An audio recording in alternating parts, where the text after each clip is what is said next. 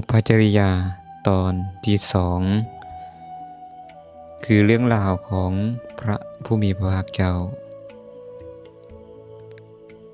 ในตอนแล้วพวกเราได้รับฟังนำกันในเรื่องของคุณสมบัติพื้นฐานเรียกว่าความแตกต่างกันของพระพุทธเจ้าแต่ละประเภทนะซึ่งก็ได้รู้มาแล้วว่าพระพุทธเจ้านั้นมีอยู่3ประเภทแล้วก็สร้างบุญสร้างบารมีมาใช้เวลาดุลนานแตกต่างกันนะซึ่งในมื้อนี้พวกเราจะมาลงลึกในเรื่องของพระพุทธเจ้าองค์ปัจจุบันคือพระพุทธเจ้าโคดมพระสัมมาสัมพุทธเจ้าโคดมของพวกเราว่าพระองค์ได้เฮ็ดบุญยังมาแต่แล้วก็ใช้เวลาดลปานใดและจุดเริ่มต้นของพระองค์ที่จะมีแนวคิดที่เกิดขึ้นในจิตของเพิ่นมีแนวคิดหรือมีจิตดวงหนึ่งที่เกิดขึ้นที่พัฒนาความเป็นพระเจ้าครั้งทำอิฐนั้นเริ่มต้นมาจากไสนะแล้วเพิ่นได้ใช้เวลาในการสร้างบารมีเพิ่นทึกพยากรณ์ตอนใดนะพวกเราจะได้มารับฟังนำกันมื้อนี้จะได้มาเจาะลงลึกเพื่อให้ได้เจริญพุทธานุสติหรือว่าเจริญพุทธคุณอันยิ่งขึ้นไปนะฉันมาฟังนำกันเลยเนาะในจุดเริ่มต้นคือในอดีตการนานมาแล้วที่นับประมาณบ่ได้มีชายหนุ่มคนหนึ่งที่เกิดขึ้นในครอบครัวทุกข์ยากลำบากนะเพิ่นครอบครัวเพิ่นก็เฮ็ดอาชีพในการตัดฟืนขายหาของป่าของดงมาขายจนชายหนุ่มคนนี้เนาะนับมือใหญ่ขึ้นมาพ่อแม่ก็อยากให้สร้างครอบครัวอยากให้มีภรรยามาคอยดูแลแต่ชายหนุ่มคนนี้เกรงว่าตนเองเป็นคนจนบ่สามารถเลี้ยงภรรยาได้แต่อยากจะใช้ชีวิตที่เหลือเลี้ยงพ่อเลี้ยงแม่นะเราก็ตัดสินใจบ่สร้างครอบครัวมื้อนึงผู้เป็นพ่อก็ได้เสียชีวิตนะปะไว้ทิ่มแต่ลาวกับแม่ให้อยู่ทางหลังเราก็เลยตั้งใจเลี้ยงแม่นะตลอดมาจนว่ามาฮอดระยะเวลาหนึ่งเราก็ได้ไปเห็นเหือสะเผาเป็นเหือสินค้าแล้วก็ได้มีแนวคิดเกิดขึ้นมาว่าเฮาตัดฟืนมาก็หลายปีแล้วแต่ก็ยังหากินทุกข์ยากลำบากครอบครัวก็บ่มีฐานะดีขึ้นเลยจึงคิดว่าถ้าเฮาได้มีโอกาสไปเฮ็ดเวียกนำเหือสะเผาคือไปค้าต่างเมืองเฮาก็จะได้เปิดหูเปิดตาเห็นบ้านเพิ่นเมืองเพิ่นได้เจริญแล้วก็อาจจะได้เฮ็ดอาชีพสามารถเฮ็ดเวียกเฮ็ดอาชีพอยู่บ่อนอื่นได้และสิได้พาแม่ไปอยู่บ่อนที่เจริญขึ้นแล้วขึ้นไปนี่แล้วก็ได้เข้าไปหานายสะเผาพ่อค้าผู้เป็นหัวหน้าเหือสะเผานั้นก็ได้ไปข้อห้องอยากเฮ็ดเวียกนำเพราะว่าหัวหน้าพ่อค้าก็เห็นเด็กชายผู้นี้เป็นคนมีรูปร่างที่อุดมสมบูรณ์มีพละกำลังก็เลยน่าจะมาช่วยงานได้ดีก็เลยได้รับสมัครเอาชายหนุ่มคนนี้มาเฮ็ดเวียกนำแต่ชายหนุ่มคนนี้ก็มีข้อแม้ว่าตัวเองยังมีแม่ผู้หนึงดีเฒ่าแก่แล้วก็อยากแม่ก็บ่มีไผก็อยากให้แม่อยากเอาแม่นี่ไปนำนะเมื่อเห็นความกตัญญูพ่อค้านี่เห็นความกตัญญูของเด็กชายคนนี้ก็เลยอนุญาตให้พาแม่ไปเฮามักคนที่มีความกตัญญูแบบนี้แหละเฮาอยากรับคนแบบนี้แหละมาเฮ็ดเวียกนำก็เลยได้พาแม่เนาะขึ้นสู่เหือสะเผาเหือสินค้านั้นมุ่งหน้าสู่ทะเลเพื่อจะไปค้านำเพิ่นแต่บังเอิญโชคบ่ดีนะเวลาไปฮอดกลางมหาสมุทรก็ปรากฏว่ามีพายุลมแรงพัดเข้ามาเฮ็ดให้เรือนั้นมีการล่มในกลางทะเล ผู้คนทั้งหลายก็พากันฮ้องโวยวายฮ้องพากันฮ้องด้วยความสะท้านยานกลัวยันภัยคือความตายนะหลายคนก็ตกลงไปในทะเลแล้วก็กลายเป็นอาหารเป็นเหยื่อของแคของป่าของสัตว์หายในทะเล ส่วนเด็กชายผู้นี้นะยังเป็นผู้ที่มีกำลังแหงนะเป็นผู้ที่นุ่มแน่นมีพละกำลังก็คิดถึงแม่นะแล้วก็เลยเอาแม่นี่ยกขึ้นใส่บ่าแล้วก็ใส่กำลังทั้งหมดโดดออกไปไกลๆจากเหนือนะก็ใส่กำลังของลูกผู้ชายนี่ค่อยลอยไปพาแม่ลอยไปหวังว่าจะไปถึงฝั่งลอยไปไล่มือไล่เว้นนะเพิ่นเล่าไว้ว่าประมาณ7 วันก็บ่เห็นตาฟังจนเราหมดกำลังใจหมดเหื่อแหงกำลังก็หมดนะจนว่าจะจมน้ำลงไปแล้วก็คิดนะเลี้ยวกลับหลังนะคือเห็นหมู่ที่มาคานำการที่เหนือสะเผายังล้มให้คนตายลงได้แล้วก็คือเรียนชีวิตตนเองที่เกิดมาต้องตกระกำลำบากเกิดในความขวาที่ทุกข์ยากลำบากหาเงินหาคำหาอยู่หากินจะเลี้ยงชีวิตไปแต่ละวันแต่ซ้ำบ่น้ำยังมาตก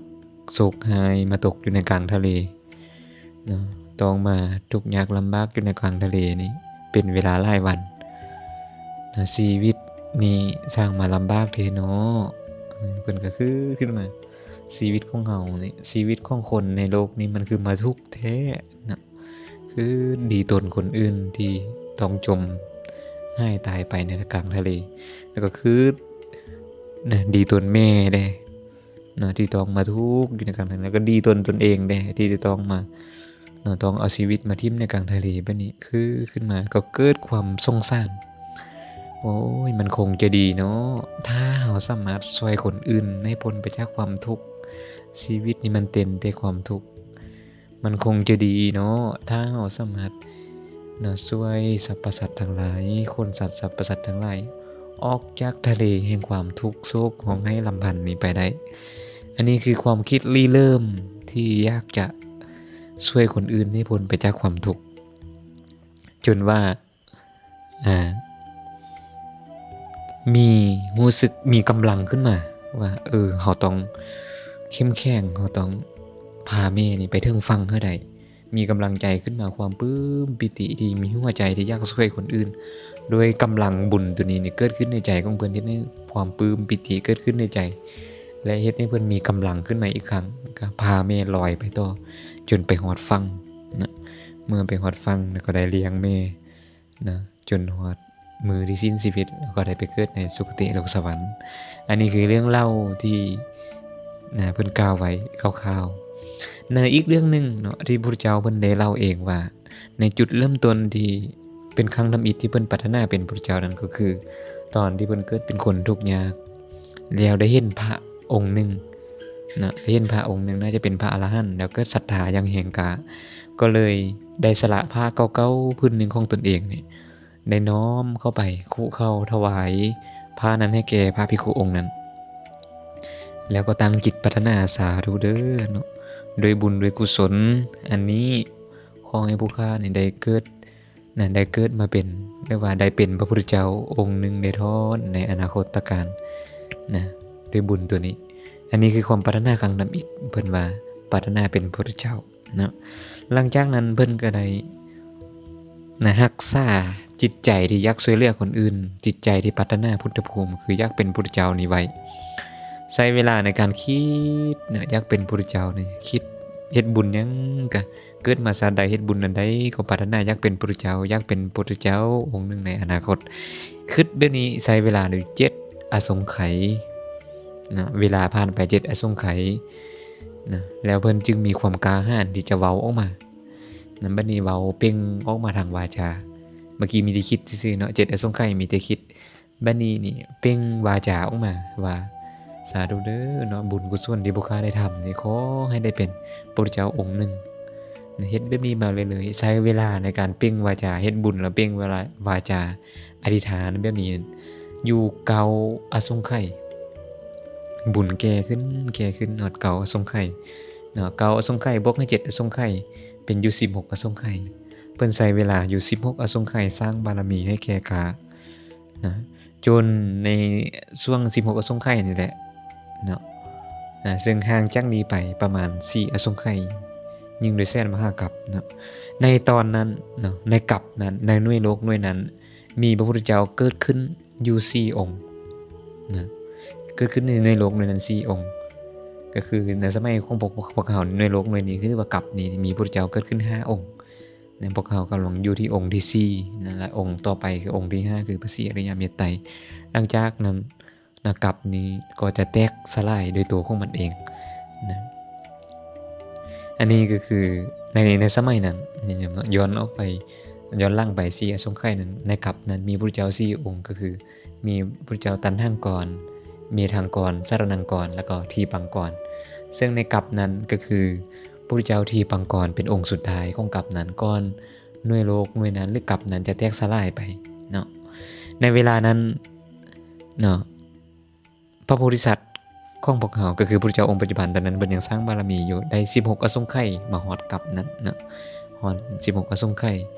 และเพิ่นได้มาเกิดในเมืองนึง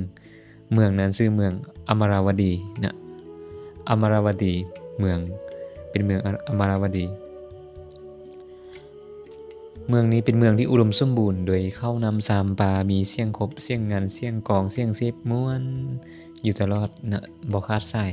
เป็นเมืองที่อุดมสมบูรณ์คนกันน่าจะอายุยืนประมาณ 80,000 ปีนะความสูงก็ประมาณ 7-8 ศอกประมาณนี้เนาะนะแล้วพระโพธิสัตว์หรือว่าเจ้าอันเด็กชายผู้ที่ปรารถนาเป็นพระเจ้าเนี่ยปรารถนามา16อสงไขยก็ได้มาเกิดในเมืองนั้นเกิดในเมืองนั้นเกิดในครอบครัวเป็นพราหมณ์พ่อก็เป็นผู้ที่มีฐานะแม่ก็เป็นผู้มีตระกูลสูงครอบครัวของเพิ่นอุดมสมบูรณ์ทั้ง7ชั่วโคตรของเพิ่นนั้นอุดมสมบูรณ์มาตลอดเป็นครอบครัวที่สูงในบุญบารมีเพิ่นได้มาเกิดเป็นลูกของพราหมณ์อยู่ในเมืองนี้ชื่อเพิ่นว่าชื่อว่าสุเมธเนาะสุเมธะพราหมณ์หรือว่าสุเมธพราหมณ์ชื่อว่าสุเมธเนาะ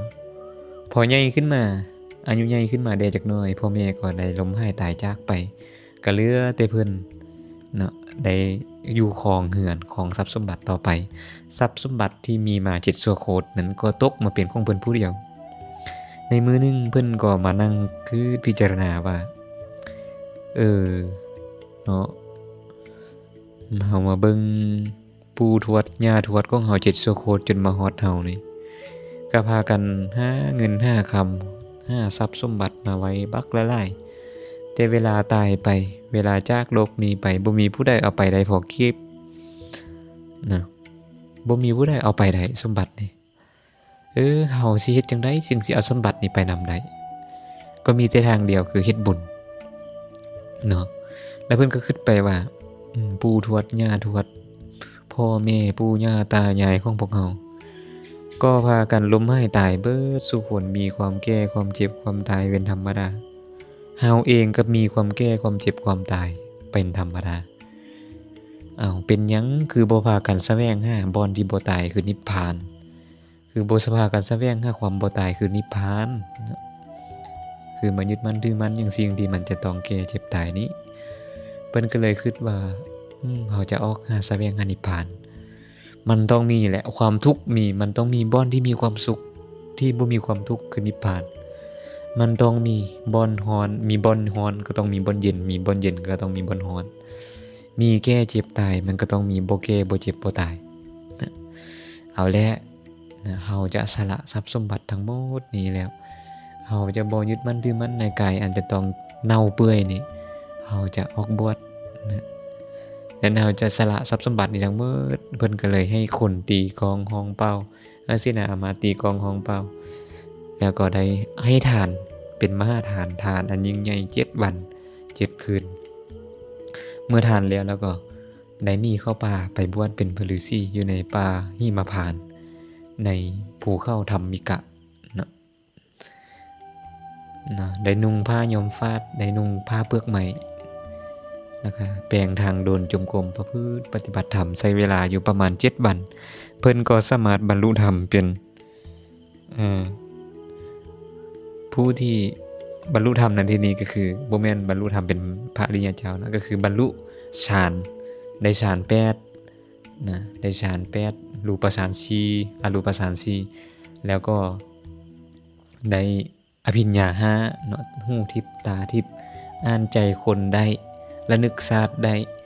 นะแสดงอิทธิฤทธิปาฏิหาริย์ดำดินบินบนได้แบบนี้เนาะ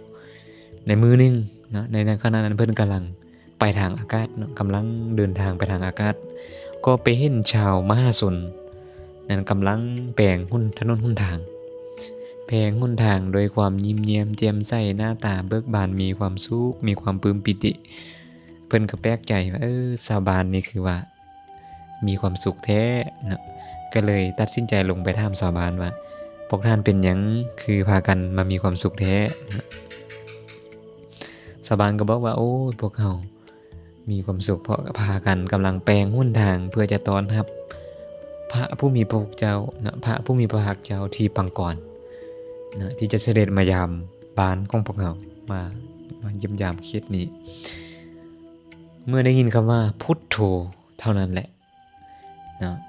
สุเมธดาบทนี่เกิดคนหัวลุกเนาะ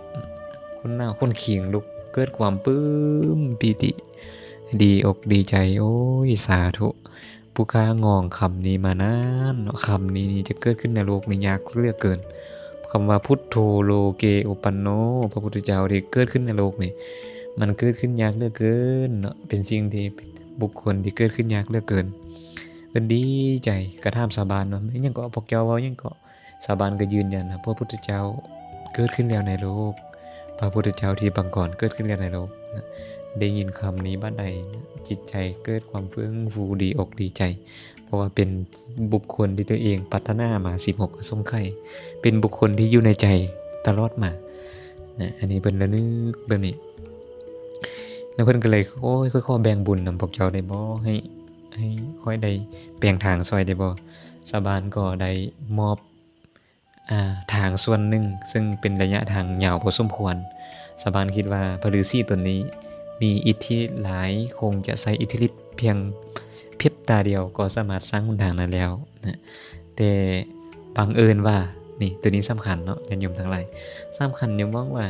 คนที่มีปัญญาเขาจะใช้เวลาในการเฮ็ดบุญหลายๆเขาจะบ่คิดเฮ็ดให้มันแล้วไปซื่อๆเฮ็ดให้มันแล้วไวๆให้มันแล้วนะอันเพิ่นว่าถ้าจะใช้อิทธิฤทธิ์นี่มันจิตมันก็เกิดขณะ1 2ขณะแล้วก็แล้วแหละเนาะสิเอาคำปูก็ได้สิเอาแก้วปูก็ได้ใช้อิทธิฤทธิ์เฮ็ดได้แต่ว่ามันได้บุญน้อยเพราะจิตบุญเกิดขึ้นน้อยอะแหละนะเพิ่นได้ตัดสินใจว่าเฮาจะใช้เหือแห้งทั้งหมดของเฮาเนาะใช้กำลังของเฮานี่แหละใช้จกใช้เสียมใช้ส่วนนี่ก้นทางขุดไปแล้วก็ระลึกพุทโธพุทโธทุกๆขณะจิตที่พุทโธพุทโธจิตของเฮาได้เกิดขึ้นเป็นล้านๆดวงตื้อดวงระลึกถึงพุทธคุณระลึกถึงพุทโธตลอดบุญมหาศาลย่อมเกิดขึ้นแก่เฮาเพิ่นก็ได้เป็นพุทโธไปด้วยความปลื้มปิติดีอกดีใจเนาะจนเฮ็ดไปประมาณได้ว่ายังอีกว่านึงบ่ทันแล้วนะในส่วนที่เพิ่นรับผิดชอบยังอีกว่านึงก็พอดีค่าตัวเพิ่นนะพอดีเป็นบ่อนมีขี้ตมอีกด้วยพอดีพระพุทธเจ้าที่ปังก่อนพร้อมด้วยทรงสาวกของเพิ่น400,000 ตนกำลังเสด็จมาพอดี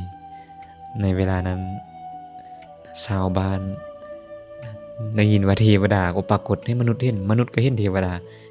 ก็เห็นมนุษย์ในตอนนั้นในช่องข้างทางย่อมือสาธุการประนมมือต้อนรับ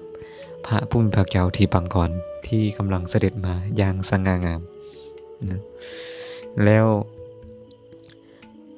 สุเมธดาบทนี้ก็ยักน้อมบูชาโดยชีวิตเนาะยักเป็นขั้วให้พระพุทธเจ้าพร้อมโดยพระอรหันต์400,000 ตนนี้เหยียบข้ามไต่ตนเองข้ามไปก็เลยได้แก่พระนั่งสัตว์ได้แก่ผ้าเปลือกไม้นี่ปูลงพื้นดินพื้นขี้ตมนั่นแล้วก็เอาหน้านี่มูฟลงเป็นขวาเป็นสะพานให้พระพุทธเจ้าได้ไต่ไปนะในขณะนั้นแหละเพิ่นคิดขึ้นมาในใจว่าถ้ ถ้าเฮาปรารถนาอยากเป็นพระอรหันต์อยากทำลายกิเลสตอนนี้เฮาก็สามารถทำลายได้แต่เฮาจะบ่เป็นพระอรหันต์ในตอนนี้เนาะเฮาจะบ่ให้พระพุทธเจ้าองค์นี้ทำลายกิเลสของเฮาหรือว่าแสดงธรรมคืออริยสัจนี่ทำลายกิเลสของเฮาในตอนนี้เนาะเพิ่นว่ามันจะมีประโยชน์หยังโดยการเป็นพระอรหันต์แล้วไปผู้เดียวโดยกำลังของเฮาที่เฮาเป็นลูกผู้ชายที่มีกำลังบุญปานนี้มีภาระกำลังปานนี้แล้วจะพ้นทุกข์ไปผู้เดียวบ่มีพระผู้รู้จักมันสิมีประโยชน์หยังเฮาจะเป็นพระพุทธเจ้าองค์หนึ่งในอนาคตแล้วจะค้นสัตว์ออกจากความทุกข์ไปด้วยกันเนาะมันจะมีประโยชน์หยังโดยลูกผู้ชายที่มีกำลังคือเฮานี้จะข้ามไปผู้เดียวเฮาจะเป็นพระพุทธเจ้าแล้วยังสัตว์เทวดามนุษย์เทวดาทั้งหลายให้พ้นจากความทุกข์นี้ไปนะเพิ่นว่าด้วยการบูชาอันยิ่งใหญ่ด้วยการสละชีวิตบูชาพระพุทธเจ้าพระองค์นั้นเนาะขอให้พวกข้าได้เป็นพระพุทธเจ้าองค์หนึ่งแล้วจะนำสัตว์คนสัตว์นี้ออกจากวัฏสงสารพวกข้าได้ทำลายกระแสแห่งวัฏสงสารคือกิเลสตัณหาทำลายภพทั้ง3คือกามภพรูปภพอรูปภพนี้แล้วจะนำสัตว์ทั้งหลายให้ขึ้นสู่เหือแห่งธรรมเอิ้นว่าธรรมนาวาคืออริยมรรคในองค์8แล้วจะดิ่งไปสู่พระนิพพานข้ามพ้นห่วงความทุกข์ห่วงนำแห่งความทุกข์วัฏสงสารนี้ให้ไปถึงพระนิพพานด้วยกันนะเมื่อเพิ่นอธิษฐานจิตอยู่แบบนี้แหละเนาะพระพุทธเจ้าที่บังกรก็เสด็จมาฮอดแล้วก็มายืนอยู่ไกลๆกับหัวของเพิ่นนะและได้พยากรณ์ได้ประกาศในที่นั้นให้มหาชนพร้อมด้วยมนุษย์และเทวดาทั้งหลายพร้อมด้วยสัตว์นะเดรัจฉานสัตว์สาวาสิ่งทั้งหลายได้ฮู้ก็ว่าท่านทั้งหลายจงเบิ่งดาบทผู้นี้ผู้มีตบะอันใหญ่เนาะดาบทผู้นี้ในอาสงไขยอีกบ่นานคือในอีกตึม4อาสงไขยดาบทผู้นี้จะได้เป็นพระพุทธเจ้าองค์หนึ่งมีชื่อว่าพระพุทธเจ้าที่พระพุทธเจ้าโคดมและจะมีบิดาชื่อว่าพระพุทธเจ้าบิดาชื่อว่าสุทโธทนะมารดาชื่อว่าสิริมหามัญญานะเป็นคนเมืองกบิลพัสเนาะและจะได้ออกบวชตรัสรู้เป็นพระสัมมาสัมพุทธเจ้าโคดมอยู่ดีกองต้นซี่มหาโพธิ์จะมีสาวกเบิงขวาชื่อว่าอุปติสสะหรือว่าพระสารีบุตรและสาวกกำซ้ายอัครสาวกกำซ้ายชื่อว่าโกริตะหรือพระมหาโมคคัลลานะนั่นเองนะแล้วก็มีพระอุปถากชื่อว่าพระอานนท์อันนี้เพิ่นได้เว้าไว้แบบนี้เนาะเพิ่นพยากรณ์แบบนี้สาธุชนทั้งหลายมนุษย์เทวดาทั้งหลายได้ยินเป็นนั้นก็ย่อมือสาธุการอนุโมทนาบุญว่าเนาะบริษัทในที่นั้นได้เนาะมนุษย์และเทวดาในที่นั้นได้คิดแบบนี้ว่าคันถ้าพวกเฮาบ่ได้เป็นพระอรหันต์คันถ้าพวกเฮาพลาดจากพระพุทธเจ้าองค์นี้บ่ได้เป็นพระอรหันต์นำเพิ่นเฮาก็จะได้ไปเป็นพระอรหันต์เฮาจะได้ไปพบพระพุทธเจ้าอีกองค์นี้ก็คือพระพุทธเจ้าโคดมอีกตึม4อสงไขยพวกเฮาจะได้โอกาสฟังธรรมจากเพิ่นชาวบ้านชาวเมืองเทพบุตรเทวดามนุษย์ทั้งหลายย่อมือสาธุนำเพิ่นเนาะเมื่อพระพุทธเจ้าที่บังกรเว้าไว้นี้แล้วก็เสด็จไปต่อรับทานอนุโมทานแสดงธรรมให้ประชาชนแล้วก็กลับไปส่วนพระโพธิสัตว์สุเมธดาบทนี่ก็ลุกขึ้นนั่งเข้าสมาธิด้วยความปลื้มปิติดีใจโอ้ยเนาะพระพุทธเจ้าเพิ่นพยากรณ์แบบนี้แล้วพระพุทธเจ้าเว้าแล้วนี่บ่มีคำว่าซ่องมีแต่1เท่านั้นเป็นจริงเท่านั้นบ่มีเป็นอื่น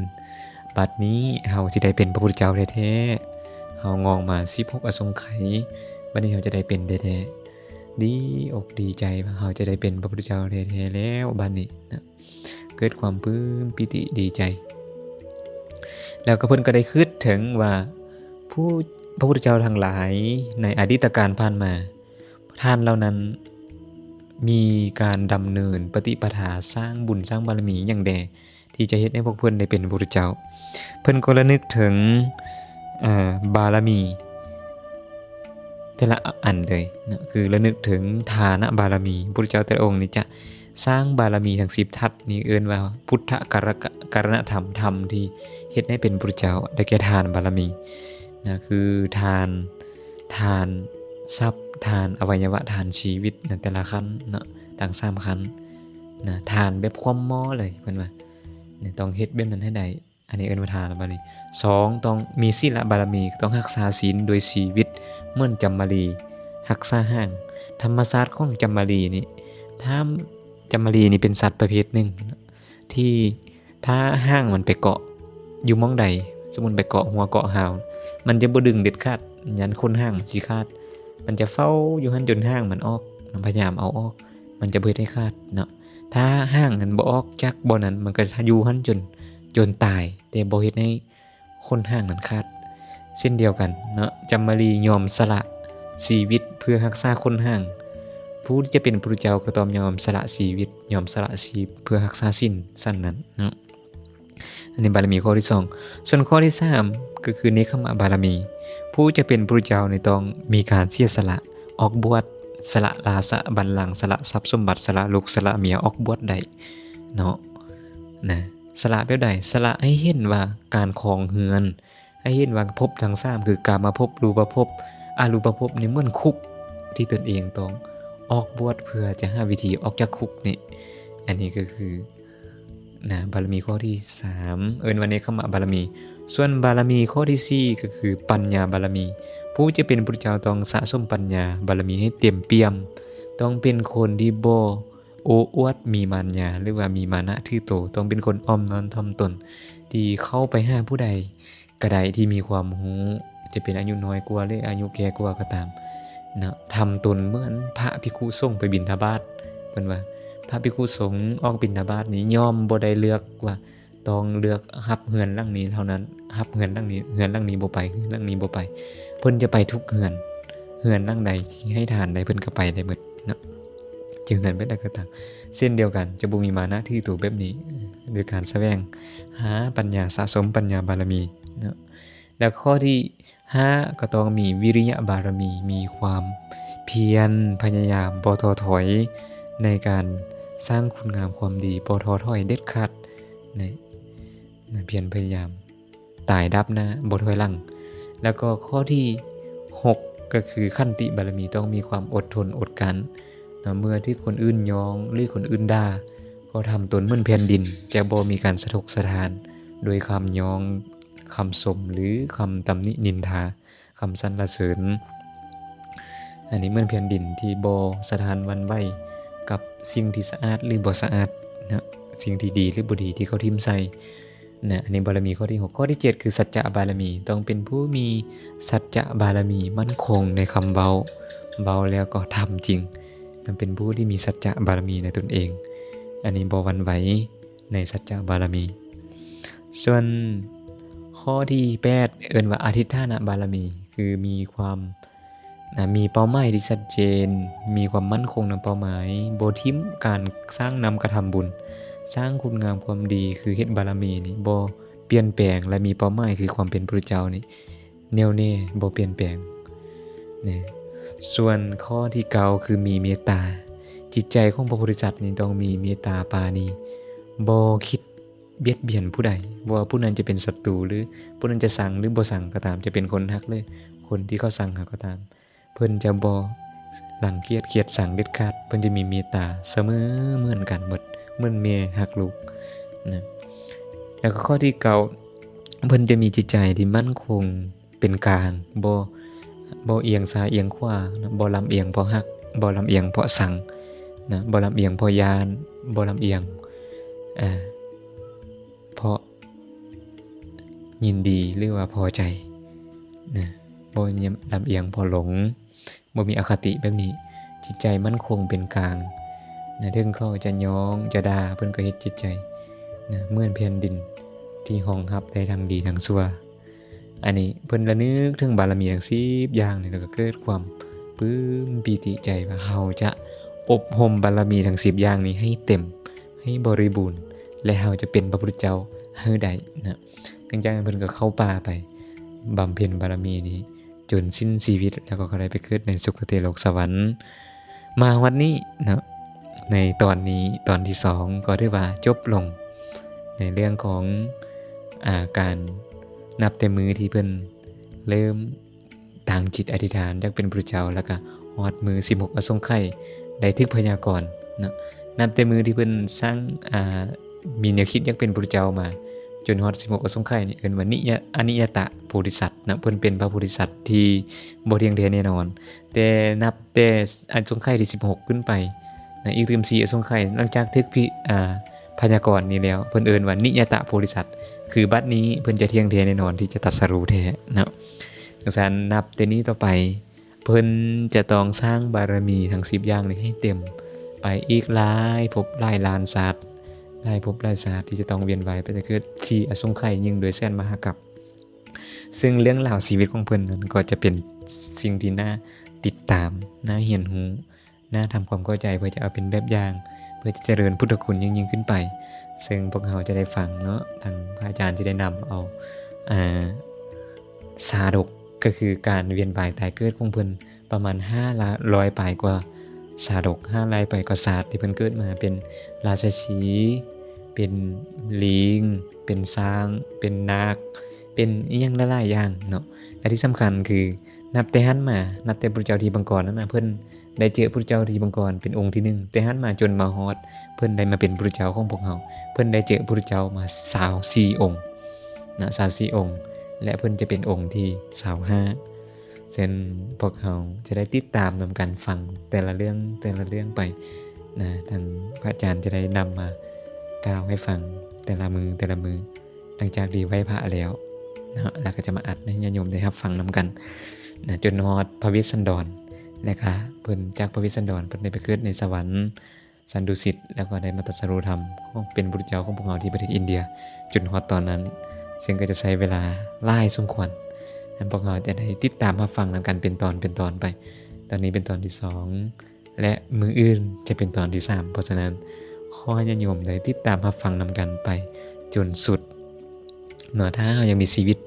ฮอดมื้อนั้นอาจจะฟังจนสุดเลยนะเป็นปี2ปีก็จะสำเร็จได้นะแล้วก็หลังจากฟังประวัติอันนี้คือฟังเพื่อเจริญพุทธคุณคือคุณของพระพุทธเจ้าเมื่อฟังพุทธคุณเรียบร้อยเมื่อจนฮอดเพิ่นตรัสรู้หยังแล้วพวกเขาจะไปฟังธรรมคุณก็คือธรรมะที่มีอยู่ในพระไตรปิฎกอาจจะได้มาเล่าให้กันฟังเป็นพระสูตรแต่ละพระสูตรนะพร้อมได้เนื้อความที่เราสามารถนำไปประพฤติปฏิบัติให้เกิดประโยชน์ได้หลังจากนั้นเบิดพระธรรมแล้วเขาก็จะระลึกถึงคุณของพระสงฆ์ที่เพิ่นพากันสืบทอดรักษาพระธรรมคำสอนพระเจ้ามาฮอดพวกเขานะพระสงฆ์แต่ละองค์คุณงามความดีของเพิ่นมีอย่างใดและเพิ่นรักษาคำสอนมาแบบใดแบบนี้นะเราจะใช้ชีวิตทั้งหมดของพวกเขาเรียนรู้เกี่ยวกับพระพุทธพระธรรมพระสงฆ์จนฮอดมือเขาสิ้นลมจากโลกนี้ไปคิดว่าถ้าผู้ใดตั้งอกตั้งใจเขาจะได้ประโยชน์จากชีวิตนี้แน่นอนดังก็ขออนุโมทนาบุญนำเอาตัวญาติโยมสู่คนที่หวังความสุขความเจริญหวังพ้นไปจากความทุกข์หวังจะไปสู่ความสุขยิ่งขึ้นไปนะก็ขออนุโมทนาบุญสำหรับผู้ที่ติดตามรับฟังมาวันนี้ขอเจริญพรขอให้นอนหลับฝันดีกินข้าวแซ่บนะมีความสุขในการใช้ชีวิตที่เหลือสาธุ